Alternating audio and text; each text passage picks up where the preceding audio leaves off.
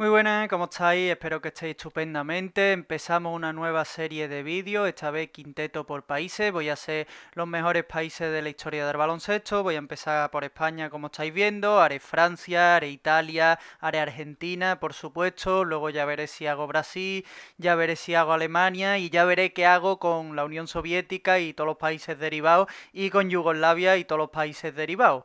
De momento no quiero perder tiempo porque en España había una cantidad de jugadores impresionante. Decir que la historia del baloncesto español pues empieza el máximo nivel a partir de la década de los 60. El Madrid gana 4 Copas de Europa en esa década y ya empieza a ver un jugador que es el primer gran jugador que tuvo España, que ya luego comentaremos. Luego en la década de los 70, en la primera mitad, en el 73, España fue medalla de plata en el europeo y al final de la década el Madrid ganó 2 Copas de Europa más. La década de los 80 es la primera gran década del baloncesto español, con otra medalla de plata en el europeo, en este caso en el 83, sobre todo la gran medalla de plata en los Juegos Olímpicos del 84, aunque no estaba la Unión Soviética, pero bueno, contra los Estados Unidos de Michael Jordan, Patrick Ewing, Chris Mullin y los demás universitarios. Recordad que antes del 92, antes del Dream Team, los estadounidenses iban con jugadores no profesionales.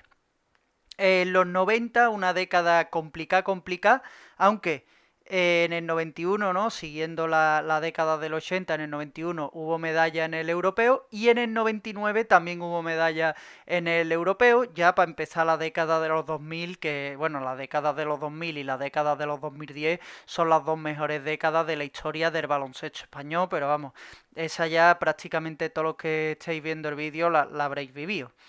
Decir por último que voy a tener en cuenta los jugadores que han jugado con la selección española. O sea, también tengo en cuenta los nacionalizados. Vais a ver que hay unos cuantos que son nacionalizados.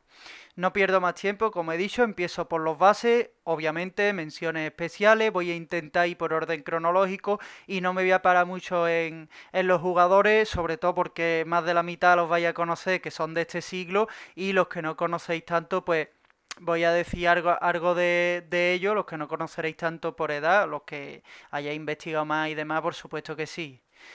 Pero no quiero hacer vídeo tan largo, entonces no pierdo más tiempo. La primera gran mención en el puesto de base sería Nino Buscató, que estuvo en la medalla de plata del 73, fue importantísimo ganándole en semifinales a la Unión Soviética, que España nunca la había ganado a la Unión Soviética, estuvo en el Barça, en el Juventud.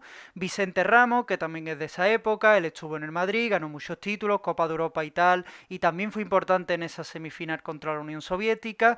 Carmelo Cabrera, que era el tercer base, los tres bases de la plata del 73 fueron importantísimos. Carmelo Cabrera, que era más revolucionario, un jugador de una época un poco distinta, menos didáctico, más mágico, más imprevisible.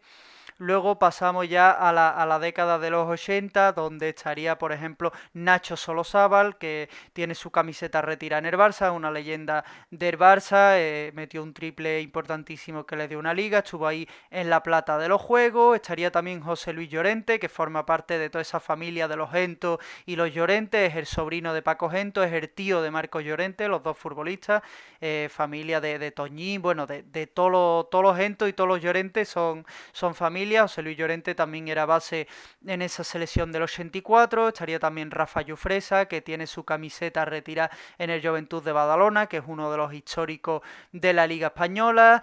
Estaría Raúl López, que mucha gente piensa que por talento es el mejor base español que ha habido en la historia, el de más talento, incluso jugadores y exjugadores lo han dicho, pero por culpa de las lesiones no lo puedo meter en la terna final de los que van a discutir para mí para el puesto de mejor base de la historia de España.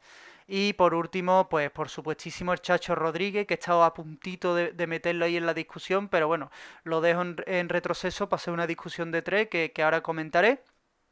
El Chacho, que se le ha comparado mucho con Carmelo Cabrera, para que os hagáis una idea de cómo era Carmelo Cabrera también, que lo conoceréis obviamente muchísimo menos que el Chacho. Los dos canarios, los dos así que van más por libre, ¿no? Pero que metían ahí chispas y buenísimos revulsivos.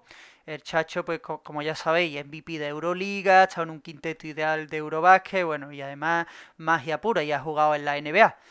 Llegamos a la gran discusión para mí la forman tres, que son Juan Antonio Corbalán, leyendón del Madrid, Copas de Europa, MVP del Eurobásquet del 83 que España fue plata, el base titular los Juegos del 84, uno de los mejores pasadores de la historia de España, uno de los mejores, bueno, uno de los mejores bases obviamente, por eso estoy hablando de él aquí, uno de los mejores jugadores de la historia del Madrid, a día de hoy es médico, así como detalle curioso.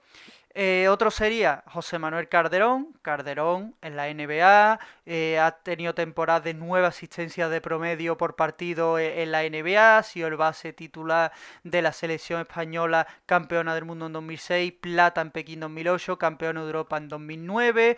Ha estado en un quinteto ideal de Eurobásquet. Y Ricky Rubio que es el único que está en activo. Además todavía tiene 31 años. También ha tenido temporadas de 9 asistencias por partido en la NBA. Y tengo que decir que me quedaría ya a día de hoy con Ricky Rubio. Antes del 2019 estaba más entre Corbalán y Calderón. La verdad que no sé a quién hubiera puesto, pero a partir del Mundial 2019, donde fue MVP, España ganó su segundo Mundial, y los Juegos Olímpicos que acaba de ser, que es verdad que España se ha eliminado en cuarto, pero fue contra Estados Unidos y metió Ricky Rubio 38 puntos, que es el récord de máxima anotación de un jugador español en unas Olimpiadas, lo hizo contra Estados Unidos. Bueno, todas esas cosas han hecho que me decante, y además lo que está haciendo ahora con los Cavs, ¿no? Ahora se ha lesionado, un desastre la verdad, porque estaba a un nivel altísimo ahí de sexto hombre, uno de los mejores sexto hombres de la temporada. Ya hablaremos cuando acabe la temporada de NBA de eso, al igual que hice el año pasado, volveré a hacer esos vídeos de los premios para mí. Bueno, el caso, a lo que iba, que Ricky está demostrando que es un jugador importante, y además, si lo pensáis, Calderón con Tony Parker, con Jessica Vicious, no creo que haya habido un año en el que haya sido el mejor base de Europa. Corbalán sí que lo era, estaba ahí en discusión con Marsorati y tal, pero Ricky, si contamos a Luka como base, no, pero si no contamos a Luka como base, no creo que haya a día de hoy, en los últimos 2 años, un base europeo mejor que él. Luka, si lo contamos como base, pues Ricky el segundo. Entonces, en definitiva, Ricky es mi base, para mí el mejor base español de la historia, y además no ha terminado su carrera, o sea que si se recupera bien y tal, debería de seguir sumando logros, partidos y cosas. En el puesto de escolta, habéis visto que el de base estaba bien fornido. El puesto de escolta es uno de los menos fornidos de la historia de la selección. También hay que decir que antes jugaban mucho con dos aleros, dos pivos. Entonces escolta y ala pivot pues no, como que no existía tanto, ¿no? Entonces tendría Chechu Biriukov, que es el primer nacionalizado. Bueno, no es nacionalizado, él tiene doble nacionalidad. Es de padre ruso y madre española. Y él jugó también con la Unión Soviética, fue internacional soviético, porque antes sí podían jugar en dos selecciones, y jugó más de 50 partidos con la selección española, por lo tanto tenía que estar aquí. Era un pedazo de tirador. Y los demás son actuales, o sea, estaría Rudy Fernández, bueno, importantísimo con la selección, uno de los que más partidos ha jugado, ha estado en quinteto ideales de Euroliga, en quinteto ideales de Eurobásquet, ha estado en la NBA.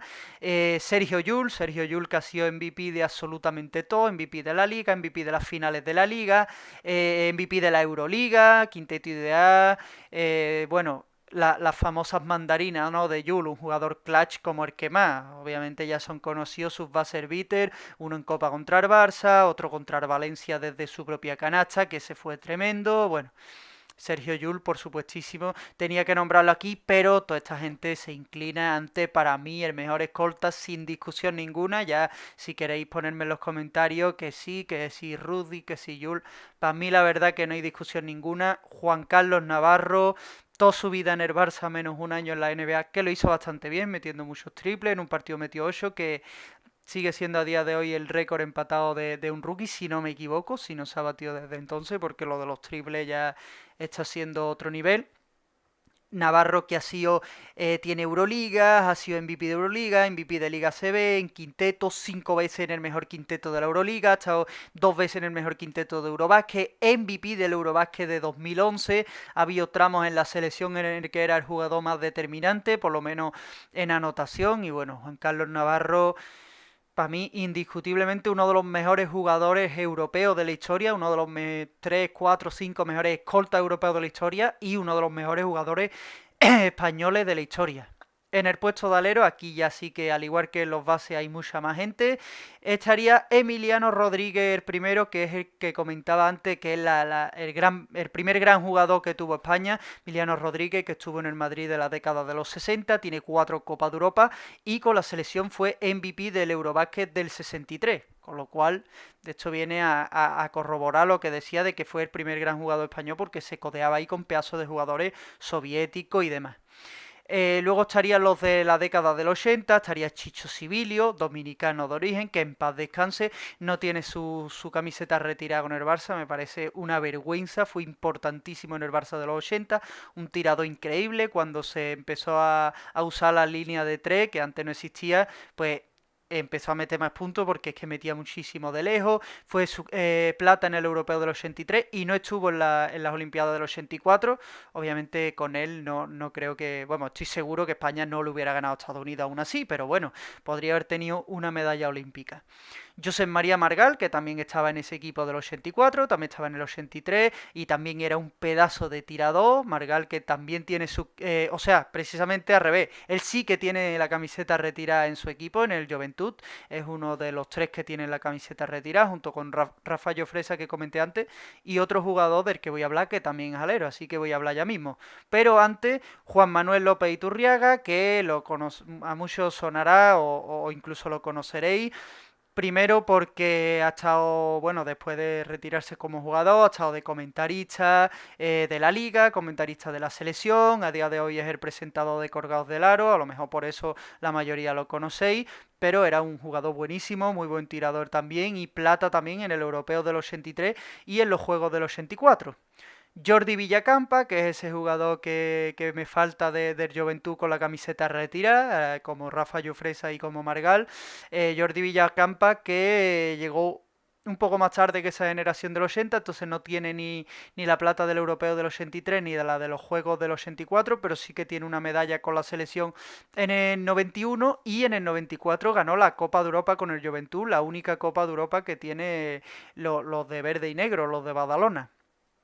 Alberto Herrero que tuvo la mala suerte de nacer, entre comillas, en la época equivocada, ¿no? Porque estuvo en el Estudiante, estuvo en el Madrid y estuvo en un Madrid que no es uno de los mejores Madrid de la historia, de hecho él no ganó la Copa de Europa, tampoco en la selección fue una de las mejores selecciones de la historia, estuvo ahí al principio de los Pau, de los Navarro, de los Calderón y de toda esta gente, entonces pudo rascar, bueno, rascar entre comillas, ¿no? Pudo ganar 2 medallas europeas, pero no consiguió ganar ningún oro en nada, era un pedazo de triplista. Y luego ya los más recientes, Carlos Jiménez, que ha sido un tío importante en la selección, campeón del mundo en 2006, subcampeón olímpico en 2008, Fernando Sanemeterio, que tiene una liga con el Baskonia y una liga con el Valencia, no hay muchos jugadores, no debe haber muchos jugadores que tengan 2 ligas con 2 equipos distintos que no sean ni Madrid ni Barça, también importante en la selección estos últimos años, y Víctor Claver, que lo mismo, importante en la selección, ha estado en la NBA y sobre todo hizo un grandísimo mundial en 2019 que ganó España. Para mí la discusión en los aleros es clara, está entre dos, está entre Wayne Bravender y Epi. Bravender, los dos muy buenos tiradores, Bravender del Madrid, de los 70 sobre todo, ganó Copa de Europa, la selección fue MVP de un Eurobásquet, estuvo en el quinteto del Eurobásquet del 83 donde ganó plata España. Epi del Barça de los 80, también tiene su camiseta retirada en el Barça, estuvo subcampeón de Europa en el 83, subcampeón de los Juegos en el 84 y él alargó más su carrera y también llegó a ganar esa medalla en el Europeo del 91, no consiguió ganar nunca la Copa de Europa, estuvo en 3 finales y para mí el mejor alero de la historia de España sería Epi. Yo pongo a Epi en ese quinteto, ¿no?, histórico. De momento sería Ricky, Navarro, Epi. Vamos con los ala pivot no había tanto, pero sí que había uno en los 80 que es Andrés Jiménez, que estuvo en el Juventud y en el Barça, plata en el Europeo del 83, plata en los Juegos Olímpicos del 84. Quería decir que es de Carmona, que es de Sevilla, como yo, bueno, eso quería decirlo, es una tontería, pero bueno, me hacía ilusión. Estuvo en el quinteto ideal del Eurobásquet del 87 y jugó 4 finales de Copa de Europa sin ganar ninguna. Es el único ahí punto negativo que no consiguió ganar la Copa de Europa, pero bueno, pedazo de jugador. Y ya lo mismo, los más recientes, Jorge Garbajosa, que estuvo en la NBA, que ganó Liga y Copa con el Unicaja siendo MVP de las dos competiciones y que hizo un pedazo de Mundial de 2006 estando en el quinteto ideal del torneo y haciendo una final donde metió triples importantísimos en la final contra Grecia.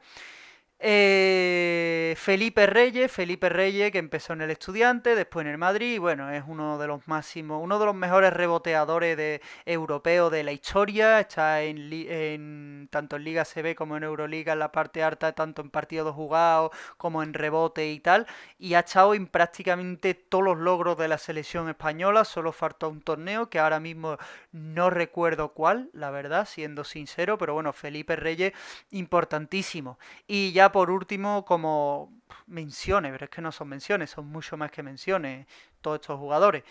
Los dos nacionalizados recientes, Sergi Ibaka, que bueno, un pedazo de defensor, campeón de la NBA, máximo taponador de la NBA 2 veces, también ha ganado títulos con la selección española, y Nicola Miroti que está haciendo una pedazo de carrera tanto en Europa, tanto en el Madrid antes de irse a la NBA, como en el Barça ahora que ha vuelto de la NBA. Ha jugado en la NBA, además rindiendo a un buen nivel y también ha ganado cosas con la selección. No ha conseguido todavía ganar la Euroliga, ha estado en 3 finales, 2 con el Madrid antes de irse y una con el Barça que fue precisamente la última. Veremos si es capaz de ganarla, sería un punto más a favor a su carrera, pero bueno, de momento no lo ha conseguido. Mi alapivo, o sea, el mejor alapivo de la historia de España, uno de los mejores jugadores de la historia europeo, es uno de los mejores, está en la mesa de los Nowitzki, de los Sabonis, de los Drazen Petrovic, de los Anteto y de los Jokic, Doncic, Tony Parker, bueno, toda esta gente.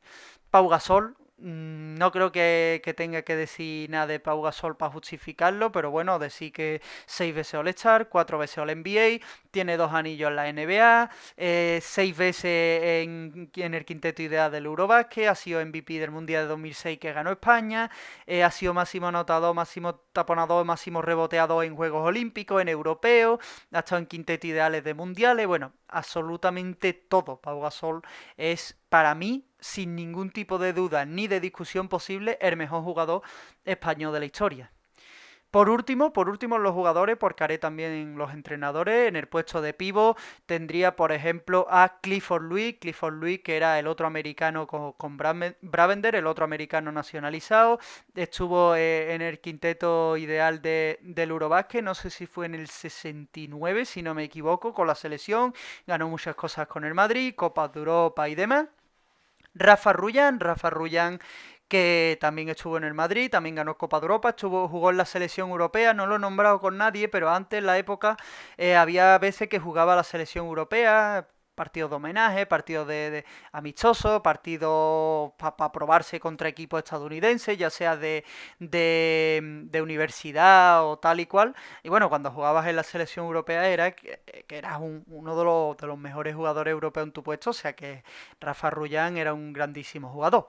Fernando Martín, que bueno, es una leyenda por muchas cosas, un tío ultra competitivo, tenía un carácter tremendo, luchaba muchísimo, seguramente haya sido clave importantísimo en ese cambio de sí, de mentalidad de la selección española, en el que ya llegaban ahí a cuarto, a semi, tal y cual, pero no conseguían ganar medalla y con Fernando Martín y ese carácter pues consiguieron dar ese pasito y bueno, se ha convertido más legendario todavía por dos principales razones.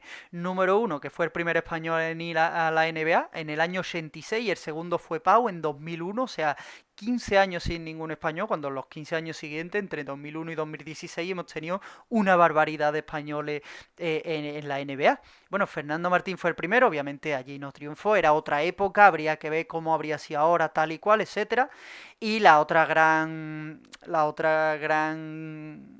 gran aspecto por el que se convirtió más legendario, pues por desgracia fue porque murió jovencísimo siendo jugador con 29-30 años en un accidente de tráfico. Ya sabéis que cuando alguien muere y encima está en su máximo nivel y tal. Además, justo venía porque cuando se fue a la NBA no pudo jugar con la selección, sacrificó eso, pero justo cuando iba a poder volver a la selección, pues pasó eso, desgraciadamente. Bueno, que en paz descanse Fernando Martín. Juan Domingo de la Cruz, otro nacionalizado, nació en Argentina. Juanito de la Cruz, que fue importante en el Barça de los 80. Otro que, igual que Sibilio, es una vergüenza que no tenga su camiseta retirada. Por cierto, con Andrés Jiménez creo que no lo he dicho, pero bueno, los que tienen la camiseta retirada en el Barça, Solozábal, Epi, Andrés Jiménez, Navarro y Roberto Dueña. Roberto Dueña, que la verdad que no lo he... Bueno, no lo he mirado para ponerlo aquí y tal, sí que he mirado, pero no... Pero bueno, tiene su camiseta retirada en el Barça, también porque estuvo muchos años, bueno, fue MVP de una liga y tal. Aprovecho ya para hablar de Roberto Dueña, un sex symbol en toda regla, podéis ir a mirar en Google imágenes los que no lo conozcáis, poner Roberto Dueña, vais a estar encantadísimo de verlo. Y bueno, volviendo a Juanito de la Cruz, pues debería de tener su camiseta retirada en el Barça, estuvo 13 años allí, fue importantísimo y fue también un pilar en la selección subcampeona de Europa en el 83 y subcampeona olímpica en el 84. Hablando de pilares de esa selección, Fernando Romay, que no era el jugador más espectacular, no era el más talentoso, el más técnico, pero que era importante como el que más. O sea, en defensa, a la hora de tapones, de cerrar rebote, un tío de 2'13", 140 kilos. En la época de jugador probablemente menos kilos, pero peleón, se tenía que luchar ahí con los Tashenko, con los Saboni, con bueno, todos los bichos de la época. Y bueno, Romay, que puede que os suene porque él también, al igual que Iturriaga, se ha dejado ver más desde que se retiró como comentarista y demás. Además es un personaje, es muy gracioso y bueno. Y como último pivo, antes de decir el que para mí es el mejor pivo de España, quería nombrar a Ferran Martínez, primero porque ha tenido una grandísima carrera y segundo porque ganó la Copa de Europa del 94 con el Juventud y en la final fue el mejor del partido, 17 puntos, 10 rebotes, fue el máximo anotador de la final de Copa de Europa y ya solo por eso, solamente por eso ya lo quería mencionar. Aún así después tuvo una muy buena carrera y demás, creo que él también estuvo en la selección del 91 que ganó medalla en el europeo.